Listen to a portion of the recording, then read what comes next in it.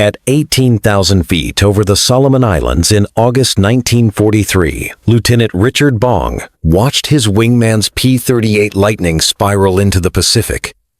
3 Japanese Zeros had bounced them from above, and now Bong was alone with the lead Zero closing on his tail.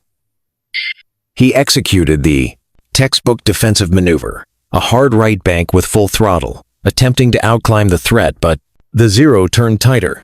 The Japanese pilot was already sliding into firing position, and Bong had perhaps 4 seconds before 20mm cannon fire tore through his aircraft.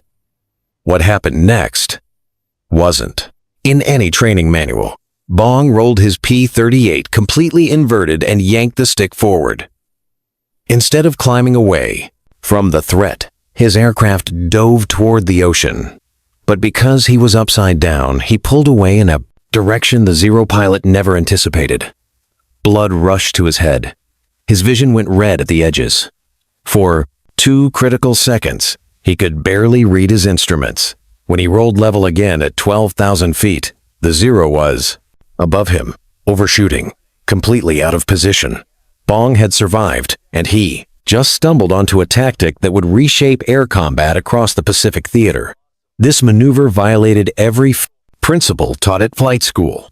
Instructors at training bases in California and Arizona specifically warned against negative G-flight, engine failure, structural damage, pilot incapacitation.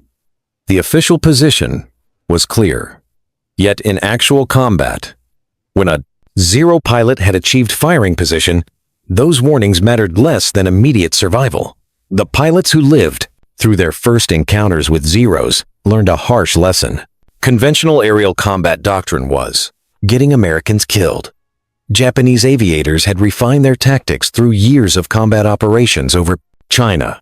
They understood every advantage their Mitsubishi, a 6M, possessed.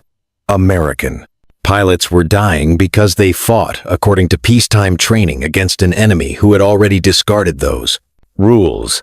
The story of inverted flight tactics represents something beyond standard military history. Between 1942 and 1944, a relatively small group of fighter pilots discovered that the human body could withstand physiological stresses aviation medicine considered impossible. They learned their aircraft could handle maneuvers engineers insisted would cause structural failure. Most importantly, they proved that sometimes survival required flying directly toward the threat rather than away from it. This wasn't the sanitized version of Pacific air combat that appeared in official after-action reports. This was desperate, brutal, innovation born from unforgiving necessity, where split-second decision separated pilots who returned to base from those who became names on casualty lists. The Mitsubishi A6M0 entered combat over China in 1940, and by the time America entered the war in December 1941, Japanese pilots had accumulated thousands of combat hours perfecting their tactics. The Zero's performance characteristics created a deadly problem for Allied aviators. At speeds below 300 mph, the Zero could outturn virtually any fighter in the sky. Its turning radius at combat speeds was roughly 400 feet tighter than a P-38 Lightning, nearly 500 feet tighter than an F-4F Wildcat. In a traditional turning dog fight, the kind emphasized in American training programs, the Zero pilot could simply circle inside his opponent's turn and achieve a firing solution within seconds. Early engagement reports from the Philippines and Java told a grim story. American pilots attempted boom and zoom tactics, diving on Zeros from altitude, firing, then climbing away. But if the initial attack failed to destroy the target, the Zero pilot would simply enter a tight horizontal turn.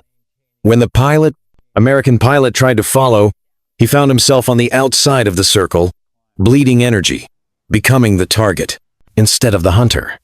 By mid-1942, kill ratios in some sectors favored Japanese pilots 3-to-1. Squadron commanders were filing reports that essentially admitted the same thing. We cannot win. Turning fights against this aircraft. The F-4F Wildcat, flown by Navy and Marine pilots, had superior diving speed and could absorb more battle damage, but its rate of roll was sluggish.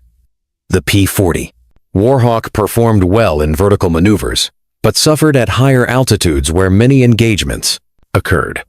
The P-38 Lightning had twin engines and heavy firepower, but its wide turning radius made it vulnerable in horizontal combat. Each American fighter type had advantages: firepower, armor, dive speed, but none could match the Zero's agility in conventional maneuvering combat. Pilots were told to use their aircraft strengths, avoid turning engagements, maintain energy advantage. Sensible advice, but combat rarely unfolded according to plan. What made this tactical crisis worse was the skill level of Japanese naval aviators. In 1942 and early 1943, many had been flying combat missions since the late 1932. They understood energy management, deflection shooting, and formation tactics at an expert level. They knew exactly how to force American pilots into situations where the Zero's turning ability became decisive. A common Japanese tactic involved one Zero acting as bait, flying straight and level, appearing vulnerable. When an American pilot committed to the attack, two more Zeros would drop from above or slide in from the flanks. The fighter was suddenly defensive, and defensive meant entering a turning fight, which meant the Zero's advantages became overwhelming. The mathematics of turning combat are unforgiving. Turn radius depends on velocity and G-force loading. The Zero's lightweight construction, achieved partly by eliminating armor protection and self-sealing fuel tanks, gave it superior turn performance. American fighters carried armor plate behind the pilot seat, self-sealing tanks, heavier armament. These features kept pilots alive when hit, but they also added hundreds of pounds that increased wing loading and expanded turning radius. American pilots were essentially asked to defeat an opponent who owned the most important advantage in dogfighting. While flying aircraft optimized for survivability rather than maneuverability, the maneuver that would eventually save countless American lives wasn't derived from aeronautical engineering textbooks or tactical doctrine. It emerged from raw desperation and accidental discovery. The Split S, as it came to be called, involved rolling inverted and pulling through into a diving turn. In normal flight, pilots experience positive G-forces. Blood is pushed toward their feet. Vision narrows, and at around 5 to 6 Gs, many pilots experience grayout or blackout. But when a pilot rolls upside down and pulls the stick forward, he experiences negative Gs. Blood rushes to the head. The effect is called red out because the visual field literally turns red as blood vessels in the eyes engorge. Aviation medicine in 1942 suggested humans could barely tolerate negative G-forces. Studies indicated that even -2 Gs cause severe discomfort, disorientation, and potential retinal damage. Official guidance recommended avoiding negative G flight entirely, but these studies were conducted in controlled environments. With test pilots who weren't being shot at, combat created different mathematics. A pilot experiencing 2 seconds of readout vision, but escaping a Zero's gun solution, survived. A pilot who maintained perfect positive G flight, but stayed in the Zero's crosshairs, died. The choice wasn't comfortable versus uncomfortable. It was temporary blindness versus permanent death. The physics behind why the Condest inverted dive worked involved energy management and opponent prediction. When a Zero pilot achieved a tail position, he anticipated the target would either try to outturn him, impossible, or attempt to climb away, which bled the American aircraft's energy and made it an easier target.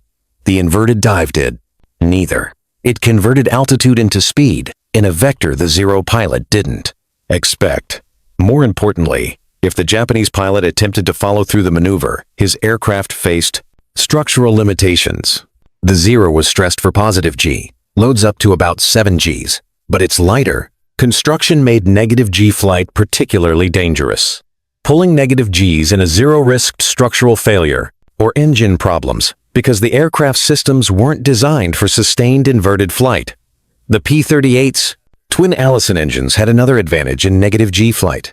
Unlike single-engine fighters with carbureted engines, which could experience fuel starvation during inverted maneuvers, the P-38's engines use different fuel systems that function more reliably under negative G loads. This wasn't a designed feature.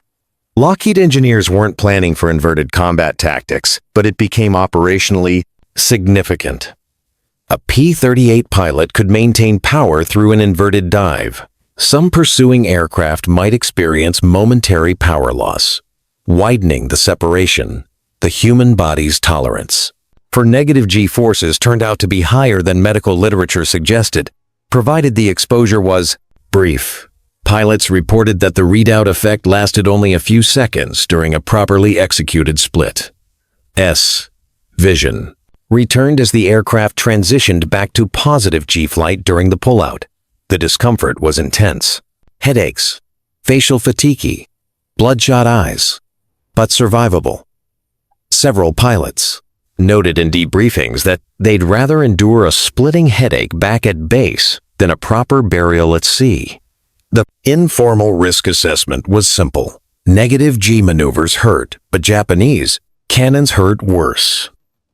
Major Thomas Lynch of the 39th Fighter Squadron, flying P-38 Lightnings out of Port Moresby, New Guinea, was the first pilot documented to have used the inverted dive tactic, deliberately rather than instinctively. On April 11th, 1943, Lynch led a four-plane patrol over the Huon Gulf when his formation encountered 8 Zeros at 20,000 feet. Instead of engaging in a traditional horizontal fight, Lynch immediately rolled inverted when the lead Zero closed on him. He pulled through into a steep dive, accelerated to over 400 miles per hour, then rolled level at 8,000 feet.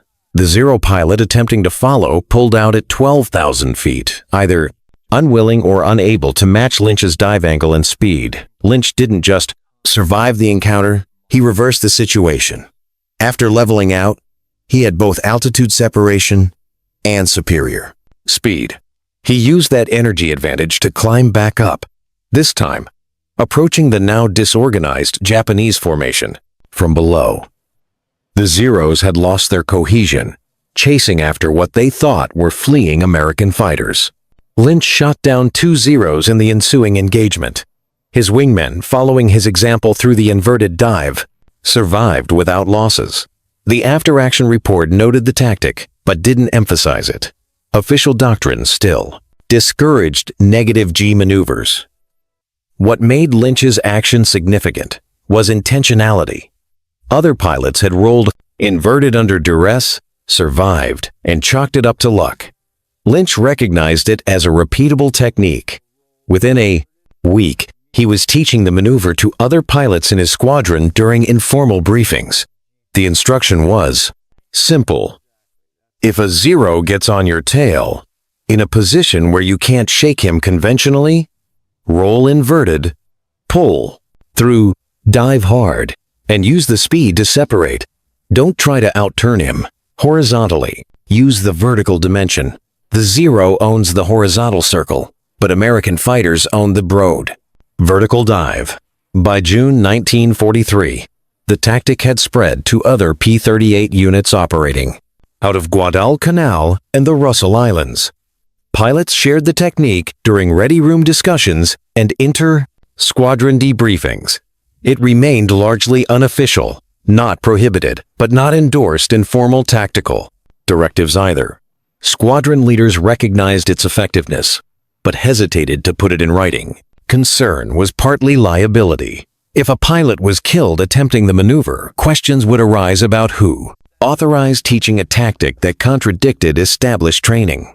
So it spread through word of mouth, experienced pilots showing newer arrivals how to execute it without documenting the instruction. The 475th Fighter Group, arriving in the Southwest Pacific in August 1943, received informal briefings on the inverted dive tactic from veterans of the 49th Fighter Group. Major Charles McDonald, who would eventually become one of the Pacific Theater's leading aces with 27 kills, later credited the Split S maneuver with saving his life on at least 3 occasions. His combat reports from late 1943 show a pattern. Engage Zeros from altitude, make a high-speed pass. If counterattack during the climb back up, roll inverted, and dive away. Reset the engagement on favorable terms. It wasn't elegant dog fighting. It was industrial strength, survival mathematics that happened to produce victory. The physiological cost of negative GF flight was something no training manual adequately prepared pilots for. During a typical Split S maneuver, pulling -2 to -3 GS, blood pressure in the head increased dramatically. Pilots reported an immediate sensation of intense pressure behind the eyes, followed by the red out effect, where their entire visual field turned crimson. The pressure came from blood vessels in the retina and conjunctiva engorging with blood forced upward by the negative acceleration for those 2 to 3 seconds. A pilot was effectively flying blind, relying on kinesthetic sense and instrument memory to maintain aircraft control. Flight surgeon Captain James Moorhead, stationed at Henderson Field on Guadalcanal in late 1943, documented the physical aftermath of these maneuvers. He examined dozens of pilots who regularly employed inverted dive tactics. Nearly all showed petechial hemorrhaging, tiny broken blood vessels, creating red spots across their faces, particularly around the eyes and forehead. Some experienced subconjunctival hemorrhages that left their eyes blood red for days. Severe headaches were universal. A few pilots reported temporary vision problems, blurred sight, or difficulty focusing that lasted several hours after landing. Moorhead's unofficial conclusion, never published in medical journals, was that the maneuvers caused measurable physical damage, but nothing permanently debilitating. The greater risk was the moment of blindness itself. During those few seconds of red out, a pilot couldn't see his altimeter, airspeed indicator, or attitude instruments. He certainly couldn't see the enemy aircraft or the ground rushing up. The maneuver required absolute commitment. A pilot had to establish the dive angle, pull the negative Gs, then hold that control input until his vision cleared, trusting that he judged his altitude correctly before rolling inverted.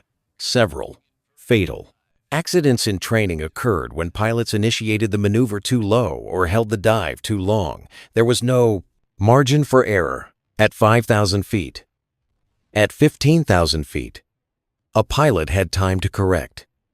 The mathematical calculation became part of survival. Never go inverted below 8,000 FT unless death was otherwise certain. Experienced pilots developed techniques to minimize the readout duration. Some learned to tense their neck and facial muscles, attempting to restrict blood flow to the head. Others discovered that if they rolled inverted but pulled less aggressively on the stick, trading maximum maneuver performance for slightly better vision, they could maintain partial sight throughout the maneuver. This became a judgment call. Maximum negative G input generated the fastest separation from a pursuing zero, but caused complete visual blackout. Moderate negative G input allowed the pilot to keep some visual reference, but reduced the effectiveness of the escape.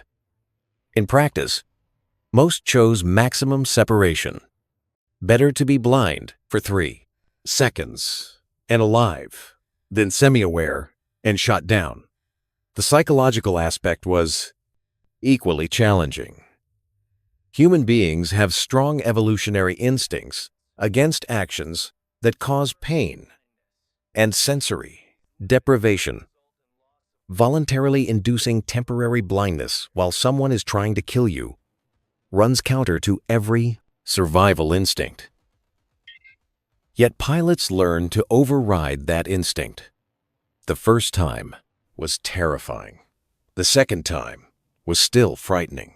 By the 5th or 6th time, it became just another unpleasant aspect of combat flying, like flak, like fuel management, like watching friends die.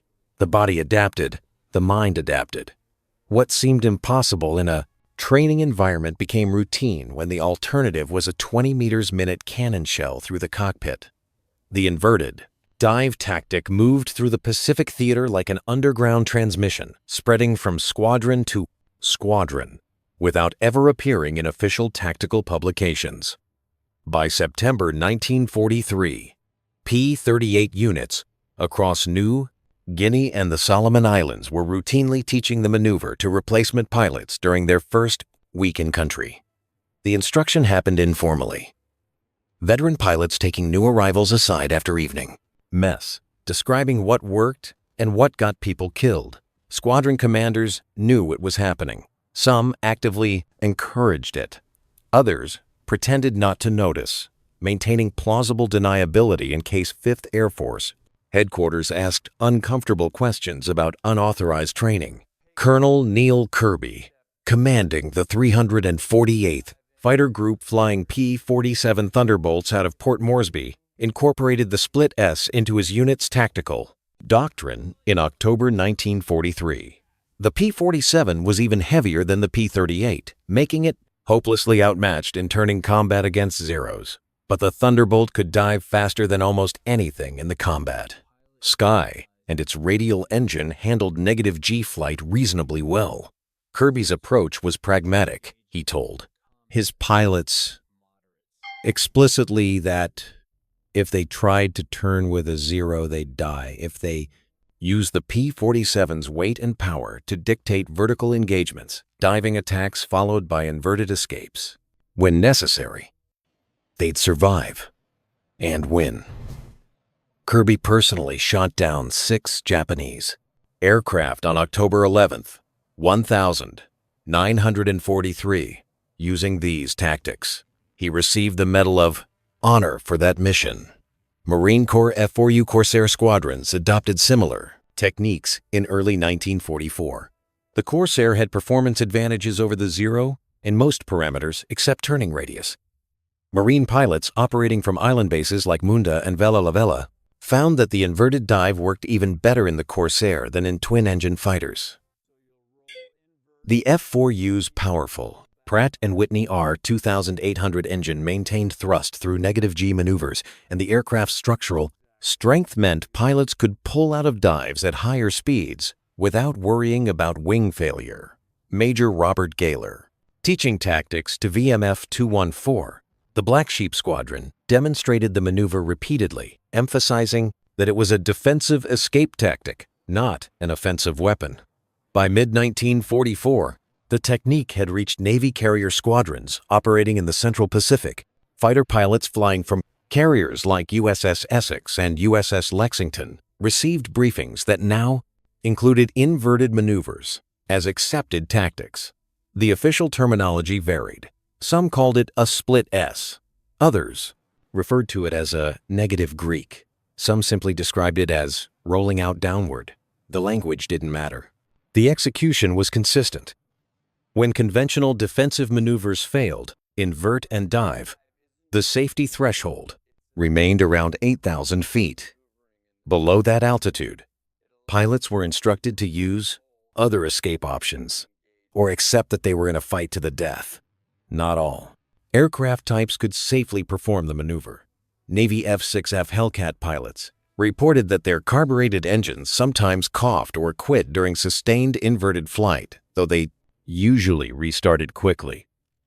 Army Air Force P-40 pilots found their aircraft structurally sound for the maneuver, but lacking the dive performance to create sufficient separation from pursuing Zeros. These limitations meant that tactics remained aircraft-specific. A P-38 pilot could rely on the inverted dive as a primary defensive tool. A P-40 pilot needed different escape options. The underlying principle, however, had become universal across the theater. Vertical maneuvers, including inverted. Flight, when necessary, beat horizontal turning fights every time. Japanese pilots eventually recognized the burn axe of better, American inverted dive tactic and attempted to develop countermeasures. By late 1943, combat reports from returning Zero pilots mentioned American fighters rolling inverted and diving away at high speed. Initial Japanese assessments viewed this as a purely defensive maneuver, evidence that American pilots feared close combat and were fleeing rather than fighting. This interpretation was strategically dangerous for Japanese airmen because it reinforced their existing tactical doctrine while missing the actual threat. The inverted dive wasn't retreat. It was a reset that allowed American pilots to choose when and how to re-engage on favorable terms. Some Japanese pilots tried following American fighters through inverted dives. The results were often fatal. The Zero's lightweight construction, which gave it superior turning performance, became a liability in high-speed vertical maneuvers. The aircraft's airframe was stressed to positive G limits, but had reduced safety margins in negative G flight. Several Zero pilots who attempted to follow P-38S through aggressive inverted dives experienced control surface flutter or structural failure. Others found that their Nakajima Sakai engines experienced fuel delivery problems during inverted flight, causing power loss at the worst possible moment. Mid-dive, while trying to keep an enemy aircraft in sight. A documented incident from December 1944 over Leyte Gulf illustrated the tactic's lethality when Zero pilots attempted to counter it. Lieutenant Colonel Thomas McGuire, flying a P-38, was engaged by 4 Zeros at 18,000 feet. When the lead Zero achieved a firing position, McGuire rolled inverted and dove. The Japanese pilot followed, attempting to keep McGuire in his gun sight. Two things happened simultaneously. McGuire's P-38 accelerated past 450 miles per hour in the dive, while maintaining structural integrity, and the pursuing Zero began experiencing severe vibration around 380 miles per hour. The Japanese pilot was forced to pull out, early or risk airframe failure. McGuire leveled at 6,000 feet, climbed back into the fight with superior energy, and shot down 2 of the 4 Zeros. The other 2 disengaged. The fundamental problem for Japanese pilots was that their most effective aircraft, the Zero, was optimized for the wrong kind of combat. By late 1944, early in the war, when engagements occurred at medium altitudes and involved prolonged turning fights, the Zer's characteristics were ideal. But as American tactics evolved toward high-speed slashing attacks and vertical maneuvers, the Zero's advantages became irrelevant, while its disadvantages, lack of armor, lightweight structure, lower dive speed, became critical vulnerabilities. Japanese aircraft designers recognized this problem. The later model, Zero variants, and newer designs like the J-2M Raiden had improved dive performance and stronger structures. But these aircraft arrived in limited numbers and too late to change the tactical balance. Japanese training programs couldn't adapt quickly enough either. By 1944, Japan was losing experienced pilots faster than they could be replaced. New pilots received abbreviated training that emphasized basic flight skills and traditional dogfighting tactics. There wasn't time or fuel to teach advanced energy management or vertical combat techniques. Meanwhile, American training programs had incorporated lessons from combat veterans. Replacement pilots arriving in the Pacific in late 1944 already knew about inverted dive tactics before they flew their first combat mission. The knowledge gap had reversed. Japanese pilots, once the most experienced in the theater, were now often the least prepared for the war's actual tactical environment. The inverted dive tactics, developed over the Pacific between 1943 and 1945, didn't disappear when World War I ended. They became embedded in fighter tactics, doctrine, though often without attribution to the desperate innovations of P-38 and Corsair pilots fighting for survival. Modern fighter combat training at institutions like the Navy Fighter Weapons School, known as Top Gun, includes negative G maneuvers as standard defensive tactics. The terminology has changed. Contemporary pilots call it a negative G pushover or unloaded roll, but the fundamental physics and purpose remain identical to what Thomas Lynch figured out over New Guinea in April 1943. The Korean War saw American pilots employing similar tactics against MiG-15 seconds. The Soviet-built jet fighter had excellent high-altitude performance and could outturn most American aircraft in horizontal combat. F-86 Sabre pilots, facing analogous problems to what P-38 pilots encountered against Zeros used, vertical maneuvers and negative G escapes when MiGs achieved advantageous positions.